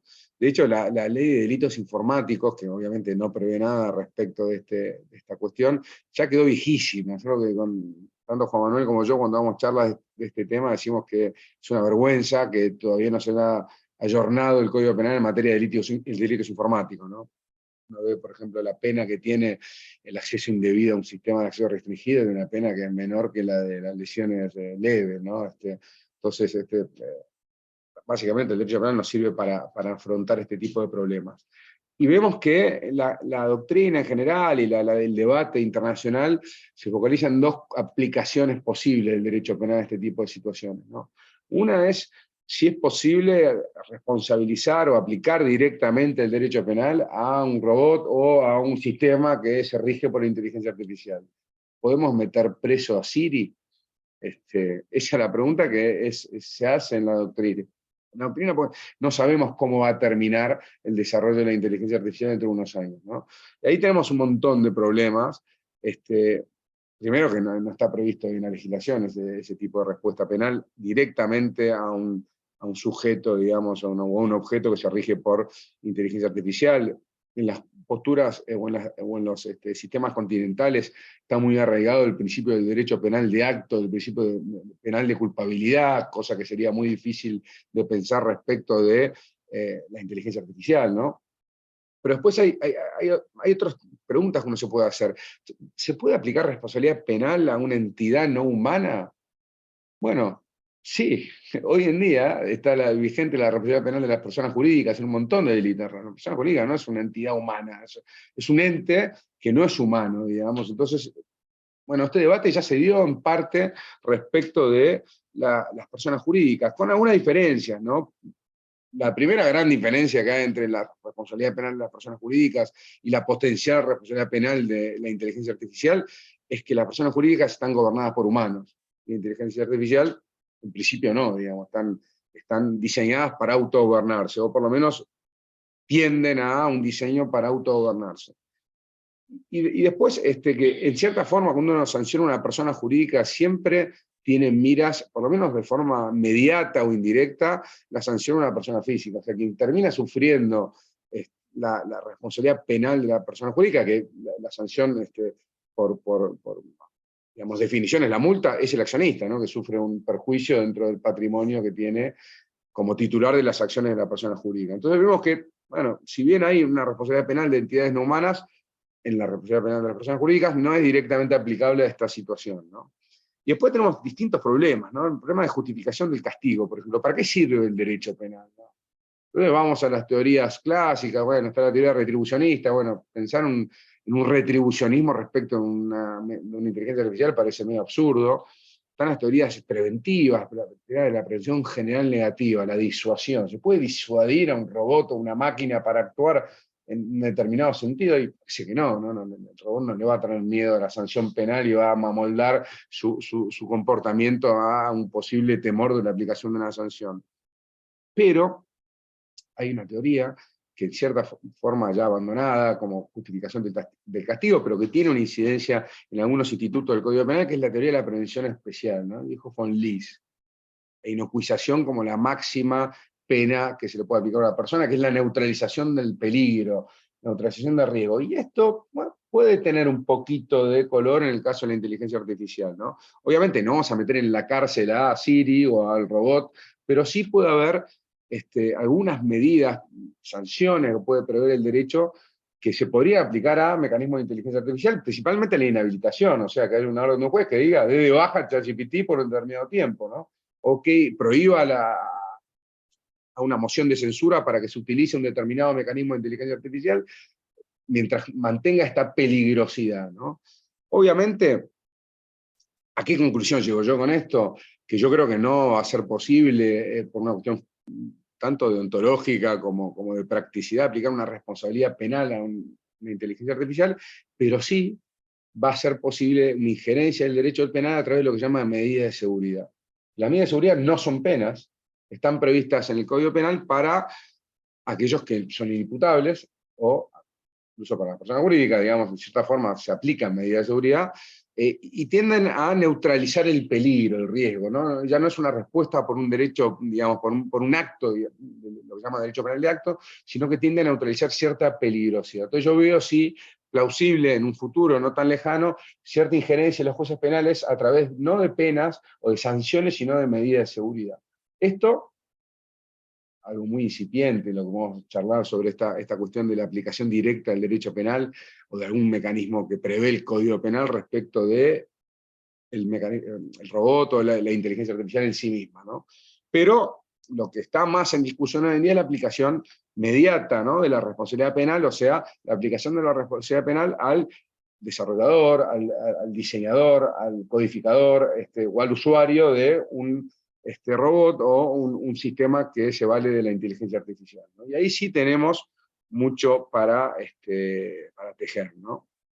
Entonces la primera cuestión que se me ocurre, y un poco, habiéndote escuchado a vos lo que mencionaba respecto del derecho de autor, bueno, si esto podría considerarse que es la contracara de lo que dijiste respecto del derecho de autor. Si la inteligencia artificial no tiene un copyright en sí mismo, en todo caso el copyright sería de su desarrollador o del usuario, bueno, acá lo mismo. Si no le podemos aplicar una responsabilidad penal a la inteligencia artificial, sí se la podemos aplicar a su desarrollador o al usuario que la utiliza para provocar una lesión a un bien jurídico que está previsto en el Código Penal. Entonces, ahí se nos vienen a la cabeza unas cuestiones de política criminal, ¿no? Que cuáles son los costos y los beneficios, hablando desde el punto de vista del análisis económico del derecho, de prever una responsabilidad penal del fabricante, del desarrollador, del usuario de la inteligencia artificial, ¿no? Entonces, y un poco vos lo mencionaste en tu exposición, si uno toma como un valor el desarrollo tecnológico de la sociedad, bueno, pareciera que ahí tenemos un desincentivo grande a sancionar o a habilitar la responsabilidad penal de un programador que desarrolla, un desarrollador de mecanismos de inteligencia artificial, ¿no? ¿Por qué? Porque si el programador va a tener que hacerse cargo penalmente de cualquier resultado lesivo que se provoca a través del mecanismo que está desarrollando, y bueno, va a tener un desincentivo muy grande para sentarse en la máquina y codificar a un tipo de desarrollo tecnológico que usa inteligencia artificial. Después hay un tema de desarrollo comercial también, ¿no? Si promover el comercio y la utilización de este tipo de mecanismos, y vamos a tener un sesgo en favor de la responsabilidad del usuario, ¿no? Si yo como conductor de un vehículo autónomo, o sea, usuario de un vehículo autónomo, en el caso de que el vehículo se gobierna a sí mismo y no tenga ningún tipo de incidencia el conductor en el manejo del automóvil, voy a ser responsabilizado por cualquier resultado lesivo que se provoque como consecuencia de la conducción de ese vehículo, y bueno, yo ese vehículo no lo voy a comprar. Sino manejar yo, asumir el riesgo que delegar la conducción sin un límite a la responsabilidad que se me puede aplicar a mí. Casi una responsabilidad refleja, debería estar prohibida en derecho penal por un tema de principio de culpabilidad. Y después, analizando estas cuestiones de incentivos y desincentivos, también está la cuestión de la seguridad, ¿no? O sea, acá podemos hacer un análisis ex ante y ex post. En general, los mecanismos de inteligencia artificial ex ante tienden a beneficiar la seguridad de las personas, ¿no? Hay un estudio estadístico que establece que el 90% de los accidentes de autos se provocan por errores humanos. Entonces, si cedemos la conducción de los vehículos a la máquina, bueno, vamos a reducir en un 90% ex ante los riesgos de que haya accidentes de tránsito. Ahora, en ese 10%, el tipo que lo atropellaron va a decir, che, ¿y yo qué? ¿A quién responsabilizo por este hecho que me agravió a mí, a mi integridad física, a mi vida, lo que sea, y que no tiene respuesta a nadie, o sea, ni el programador ni el usuario, o sea, me tengo que cargar yo ese resultado? Entonces, desde ese punto de vista, vamos a tener un sesgo, si se quiera, a favor de la plurirresponsabilidad, que sea responsable el fabricante, el usuario, todo, básicamente, ¿no? Entonces, hay distintos tipos de casos que se nos pueden ocurrir, en realidad se le ocurren a los doctrinarios que han desarrollado, que han debatido estos temas en la agenda, y a uno que se me ha ocurrido a mí, respecto de la responsabilidad penal en el marco de la utilización o de la fabricación de elementos que se gobiernan a través de inteligencia artificial, ¿no? Y el primer caso, que es muy claro y que hay que dejarlo de lado, como diciendo, bueno, acá tenemos muy claro que va a haber responsabilidad del fabricante, del usuario, que son aquellos casos en los que se utiliza, o se fabrica, o se vende, se provee un robot, un mecanismo de inteligencia artificial, con una intención directa de causar un daño a otro, con conocimiento de seguro de que ese daño se va a causar, o con un conocimiento de que existe un riesgo muy alto de que se provoque una lesión a seres humanos y no hay ningún mecanismo que permita reducir ese riesgo, ¿no? Básicamente dolo directo, dolo indirecto y dolo eventual. Si hay dolo, en esos casos pareciera que es razonable que haya responsabilidad del fabricante, responsabilidad del usuario, que utiliza ese mecanismo de inteligencia artificial para directamente, o con seguridad, o con desprecio respecto de los bienes jurídicos y lo demás, dañar a otro, ¿no? ¿Cuáles son los casos problemáticos? Bueno, los casos problemáticos son los casos de responsabilidad por imprudencia, claramente, por daños previsibles, si son imprevisibles, obviamente no hay ni siquiera imprudencia, causados por robots o por casos de inteligencia o mecanismos de inteligencia artificial, ¿no? Entonces, el caso más problemático que se me ocurre a mí es la programación defectuosa del algoritmo que gobierna el mecanismo de inteligencia artificial. Y en esos casos hay algunas posturas novedosas que, tomando este criterio de análisis económico del derecho y tratar de propiciar el desarrollo tecnológico, están intentando poner un coto a lo que sería el deber de cuidado del programador al momento de diseñar un mecanismo de inteligencia artificial. Si nosotros le cargamos las consecuencias al programador, entonces probablemente estemos generando un desincentivo muy grande para que este desarrollo tecnológico sea posible. Desarrollo tecnológico que tiene múltiples beneficios. En el caso de la conducción vehicular, que es el más fácil, voy a mencionar algunos que son interesantes, ¿no? Por ejemplo, de que un menor de 18 años, un chico de 10, 12 años, se pueda subir a un auto y ir solo a un determinado destino, ¿no? Cosa que hoy no puede hacer. Entonces, las posturas que tienden a tratar de limitar el deber de cuidado del programador, en el caso del desarrollo de inteligencia artificial, lo enfocan por distintas vías, ¿no? No me quiero poner muy técnico en cuestiones de dogmática penal, porque son muy áridas y a veces se necesita más tiempo para explicarlo, pero principalmente lo que las posturas más sólidas buscan desarrollar son interrupciones o cortes de lo que se llama el nexo de imputación objetiva, o sea, por ejemplo, la teoría del riesgo permitido. Vamos a establecer un ámbito que puede estar regulado por el Estado o puede tener cierta adecuación social que no tiene que estar regulada por el Estado, pero puede establecer cierto consenso respecto de que algunas cuestiones o algunas situaciones riesgosas estamos dispuestos a tolerarlas, aunque impacten en un resultado disvalioso, ¿no? Entonces, desde ese punto de vista, hay autores, Díaz, por ejemplo, Leandro Díaz, un joven penalista bastante prolífico en los últimos años, que promueven esto. O sea, vamos a tratar de contener el impacto que puede tener el desarrollador de un mecanismo de inteligencia artificial a través de la teoría del riesgo permitido. Y para eso tiene un gran poder de influencia el Estado, que puede regular y que puede establecer ámbitos de riesgo permitido sobre los cuales, bueno, no vamos a poder responsabilizar al programador o al desarrollador siempre que se den determinadas situaciones, ¿no? A una la voy a mencionar concretamente respecto de los vehículos autónomos. Como me queda poco tiempo, voy a decir dos grandes problemas que vamos a tener acá. El problema del machine learning, o sea, ya llega un punto en que el aprendizaje no depende de una persona física, sino depende de la propia, el algoritmo de aprendizaje que la propia máquina va desarrollando, o sea que ahí ya no tenés una persona física para imputar. Bueno, y vamos a la medida de seguridad que yo decía, vamos a tirar la medida de seguridad directamente a un determinado un determinado mecanismo de inteligencia artificial, y todo lo que es desarrollo open source, o sea, ahí no tenemos una persona que desarrolla, tenemos una comunidad de programadores que de forma colaborativa van armando un mosaico de sistemas, y eso puede llegar a terminar en un sistema, un mecanismo que genera una lesión, un bien jurídico. Entonces, y ahí, ¿a quién vamos a ir a buscar? Bueno, probablemente a nadie, y vayamos a necesitar a un tipo de mecanismo inocuizador, ¿no? Una medida de seguridad que tienda a revertir ese riesgo, ¿no? Respecto a los vehículos autónomos, porque creo que ya estoy en medio del tiempo, ¿no?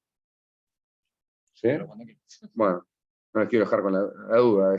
Básicamente, hay una estimación que creo que ya cayó en desuso, ¿no? Pero que para 2024, el año que viene, ya establecía que iba a haber en el mundo 750.000 vehículos autónomos. ¿Qué son vehículos autónomos? Bueno, hay distintos grados de autonomía, ¿no?, sobre los vehículos. Entonces, la ley alemana lo distingue a grosso modo en autos con función de conducción altamente automatizada, que es una asistencia, digamos, y autos con función de conducción enteramente automatizada, o sea que pueden ir sin una persona humana adentro y se rigen por sí mismos.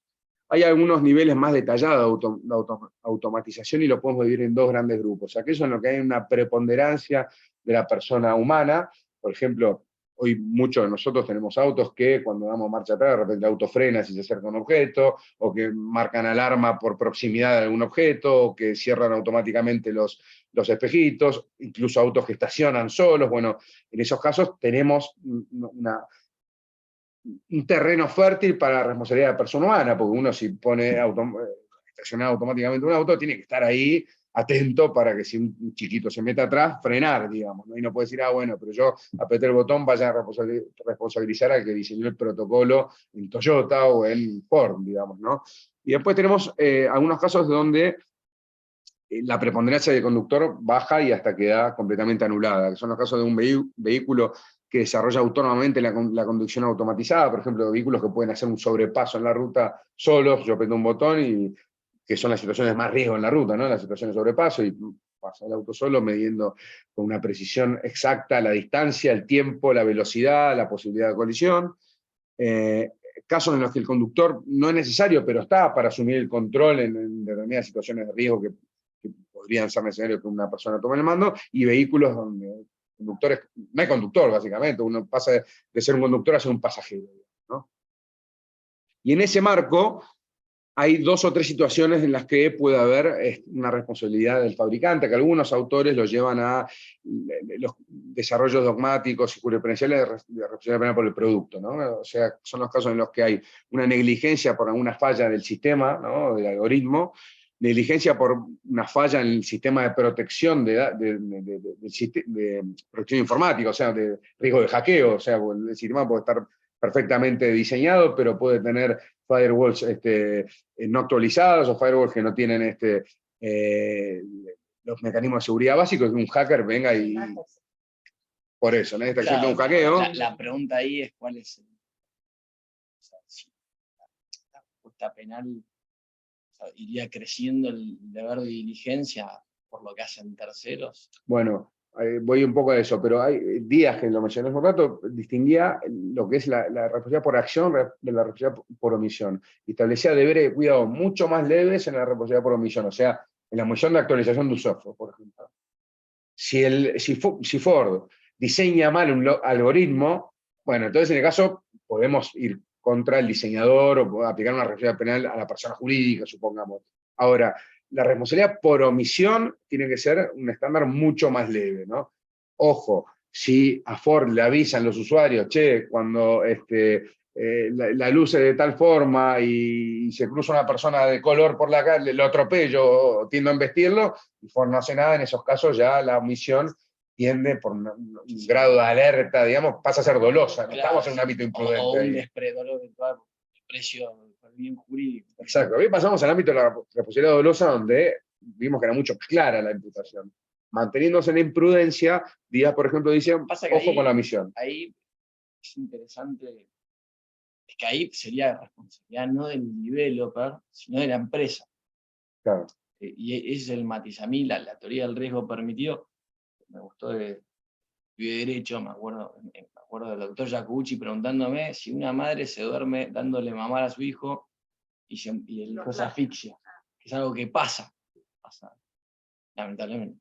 Es un delito penal y bueno, se entiende que darle de mamar semidormido, todos los 5 hijos, todos los que tenemos hijos sabemos que pasan ese tipo de cuestiones, es un riesgo jurídico permitido, ¿no? Entonces, acá con la tecnología, siempre que vos desarrollás tecnología, va a haber, o sea, si vos estás viendo el bien jurídico tutelable, para mí hay que regular para potenciar, no por temor eventual, sino hay que hacer un reglamento de cómo se le da de mamar a los menores o recién nacidos.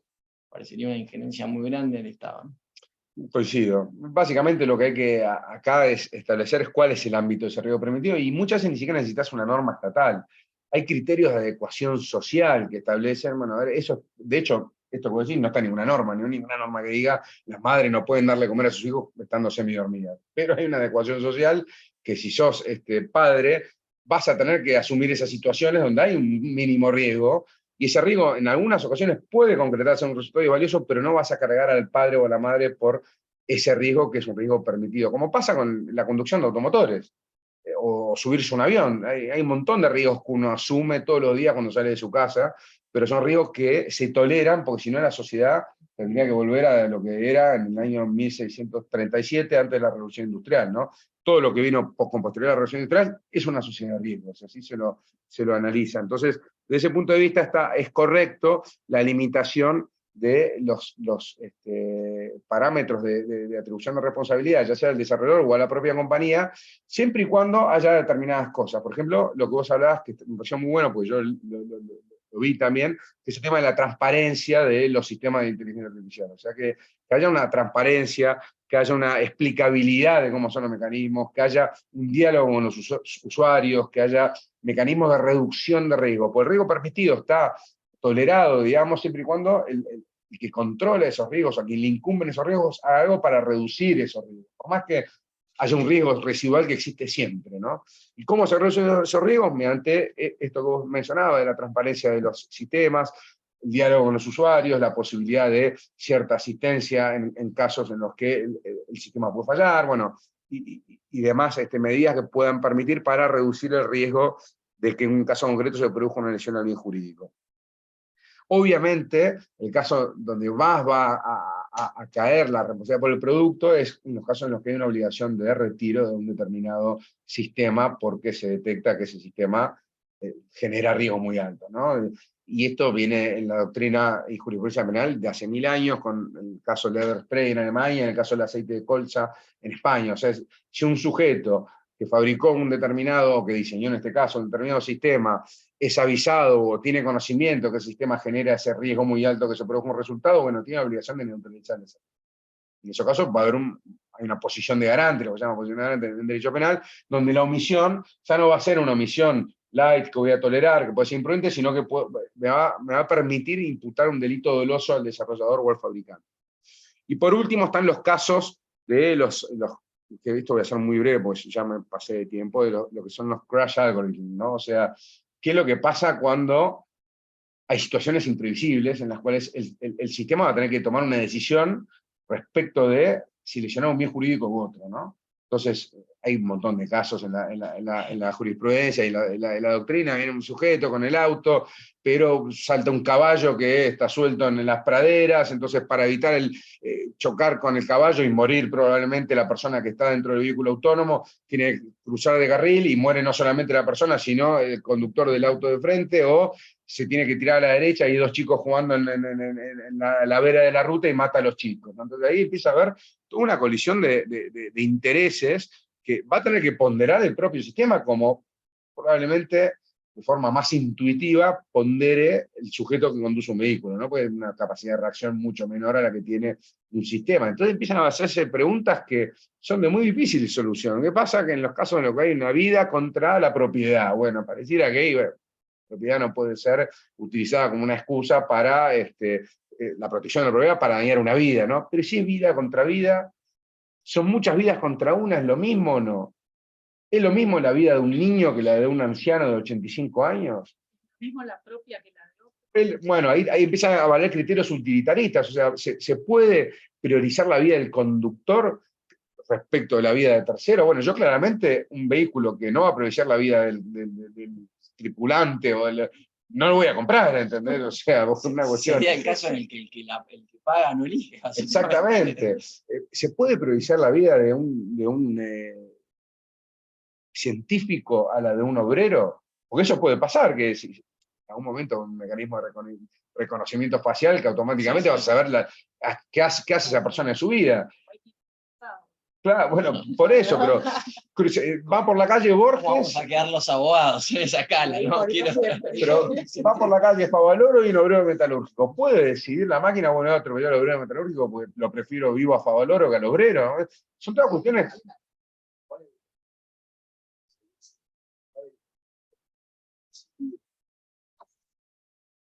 Va a salvar, y el criterio es, bueno, aquel que tiene más posibilidades de supervivencia. Es una suerte de triage hecho a velocidad, claro, no sé, donde el tipo tiene que optar entre una vida u otra y opta por el adulto porque el niño era más posible que muriera. Bueno, pero eso es un... En fin, eso podría extenderse a que sabe que tiene alguna patología genética, entonces dice, este tipo va a vivir más que aquel, más vale. Y no deja de ser un análisis estadístico, siempre tienen sesgos y tienen margen de error, o sea... Además, más allá de que siempre es discutible es el valor de... Siempre se dice, no puede ser que un jugador de fútbol gane más que un docente.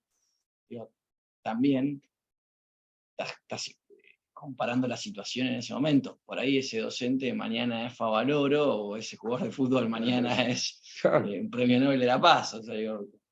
Así que desde ese punto de vista es un terrible problema que no tiene una solución clara. Obviamente los autores tratan de reencauzar esto a distintos institutos de la teoría del delito. Algunos autores lo analizan dentro de la teoría de la colisión de deberes. Ivo Cocavila, por ejemplo, es un muy joven, pero de muy alto nivel académico español. Algunos autores analizan esto dentro de lo que se llama el estado de necesidad disculpante. Bueno, está bien, una persona que está en esa situación, si estuviera conduciendo una persona física, va a elegir lo que pueda en ese momento. Entonces, desde ese punto de vista, vamos a responsabilizar al productor o al fabricante de un auto porque priorizó a un viejito en vez de a un chiquito, bueno, en ese tipo de casos que no están resueltos, es bueno recurrir siempre a las etapas de la teoría del delito clásica que sirven para resolver algunos de estos problemas. No hay solución, incluso hay algunas ideas de desarrollar sistemas que en base a encuestas y consultas vean qué es lo que prefiere la sociedad en general, digamos, o sea, va a priorizar la sociedad un criterio utilitarista o, claro, exactamente. Para mí el problema es que ahí el derecho penal no tiene que dar una respuesta a esto. El bien, o sea,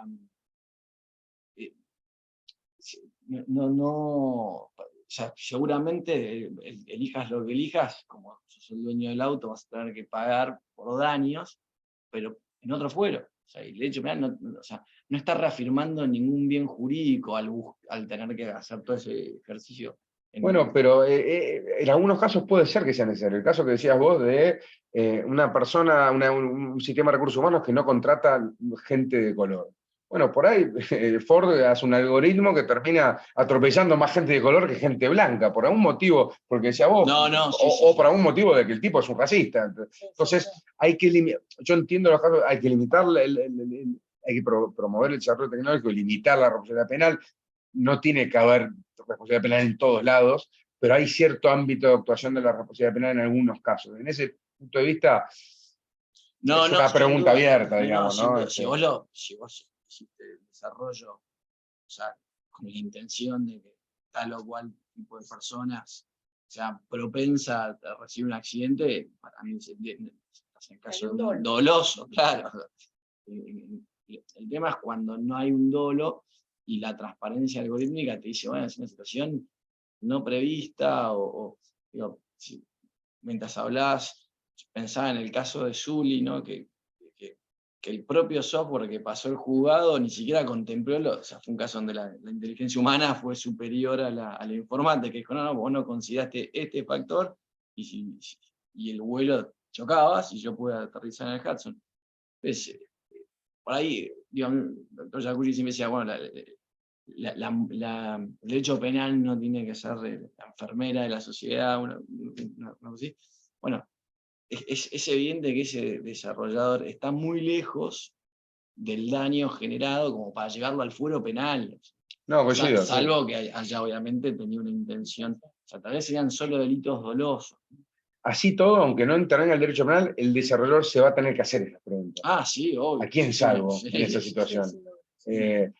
Al que cruzó un semáforo rojo pero es un chiquito, o al tipo de 80 años. Entonces, así todo, hay un análisis ya ético, social que hay atrás que se va a tener que hacer el fabricante, y el Estado va a tener que decidir si lo regula o no lo regula y lo deja a criterio del fabricante o incluso del usuario. El usuario podría resetear ciertos parámetros, o podría el fabricante darle la opción al usuario: ¿cómo querés que ¿a quién querés que priorice este vehículo? Claro. ¿A los viejitos o a los chiquitos? ¿A los negros o a los blancos? O sea, podría pasar que eso se dé.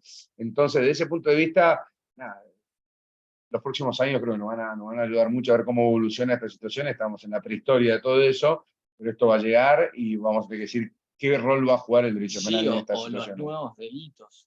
Me acuerdo cuando empezamos a hablar de la charla que hablamos de la difusión de imágenes equivalentes a lo que sería abuso de menores, pero claro, que no existen los menores. O sea, que claramente es evidente, bueno, para mí, que hay un disvalor en la producción y distribución de esas imágenes, pero ahí no existe un delito.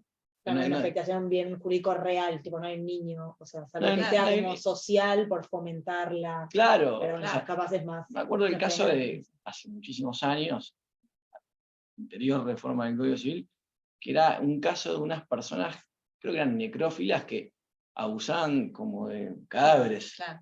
Y el cadáver no era, o sea, la pregunta era, ¿qué es esto? ¿Qué delito se cometió acá? ¿O qué era el fuero civil? ¿No? Sí, porque creo que en penal hay un delito que... Sí, ahora sí, no. De hecho, se armó una categoría, pero no, estas preguntas van a salir.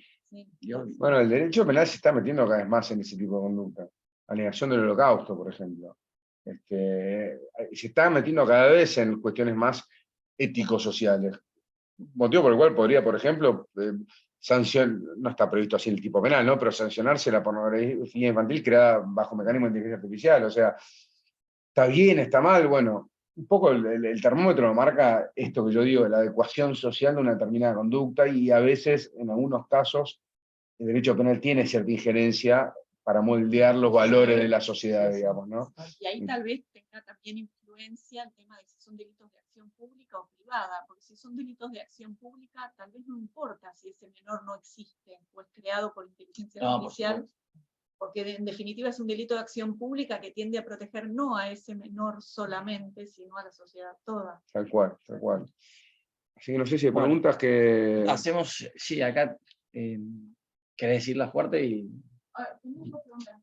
Sí.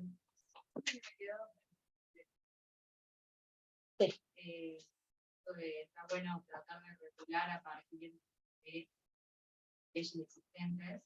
Me imagino que hay, por un lado, bueno, necesita la ley de protección personal, la ley de protección del consumidor, distintos frentes de propiedad intelectual y demás, y están haciendo como estudios de cruces justamente de esas leyes para armar como las mejores prácticas y recomendaciones de cómo interceder ante tal cual cosa, y encontrar ahí baches también. Ok, las leyes actuales cubren esto, pero vemos que dejan fuera tal cosa. O sea, mi pregunta es si hay estudios sobre eso, y después si también, a partir de todo la responsabilidad civil, derecho penal, hablando, hay un análisis lado jurídico respecto al tema del impacto laboral, impacto social, el impacto mental, y demás que pueda tener la inteligencia.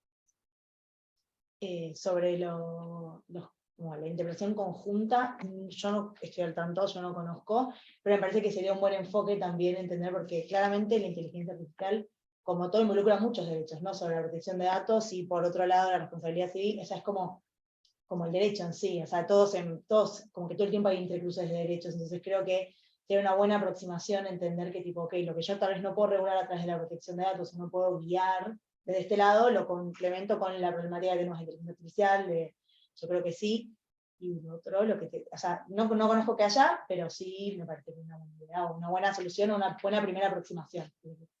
Y después, lo único que puedo aportar sobre la segunda pregunta es, no hay nada específico sobre la afectación ambiental, pero sí muchas de las recomendaciones o las guías que yo mencioné en la presentación lo tienen como algo también a tener en cuenta al momento de cómo desarrollar la inteligencia artificial. Entonces, como que no hay una guía específica de respeto del derecho ambiental o de la problemática ambiental, pero sí es como que está puesto como uno de los principios rectores o principios que hay que ver al momento de elegir.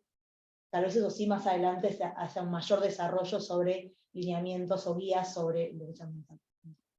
Y también me parece que allí aplican los principios de la ley de fondo, digamos. O sea, todo lo que no abarque las leyes específicas de datos, de propiedad intelectual y demás, se va a estar regido por el derecho civil, el Código Civil y las leyes de fondo, y bueno, los daños que se produzcan en los distintos ámbitos van a ser juzgados por esa ley de fondo.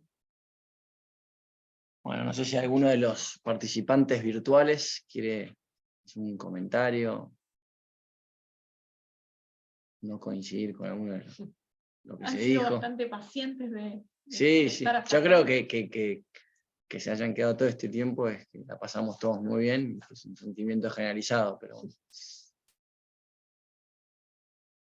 bueno. Bueno, entonces, si no hay comentarios, estamos por cerrada la jornada.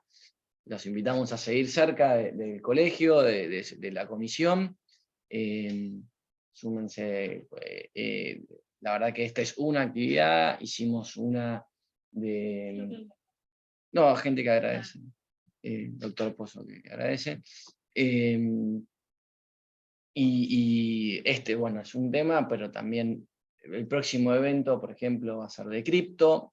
Y esto es como la tecnología, o sea, va a penetrar todas las áreas del derecho, o sea, como pasó con el mail, con el cloud computing, con los intermedios, o sea, va a ser llega, o sea, hasta el derecho de familia se puede llegar a ver impactado, y ya hay casos de gente así como que, no sé, ya hay trust en favor de perros, ya hay un montón de gente que tiene relaciones sentimentales y sexuales con máquinas o con robots, y bueno, yo o sea, creo que es difícil de descartar que en cualquier momento va a haber uno que le quiere dejar sus bienes y se va a complejizar, y bueno, y acá estaremos pensando respuestas.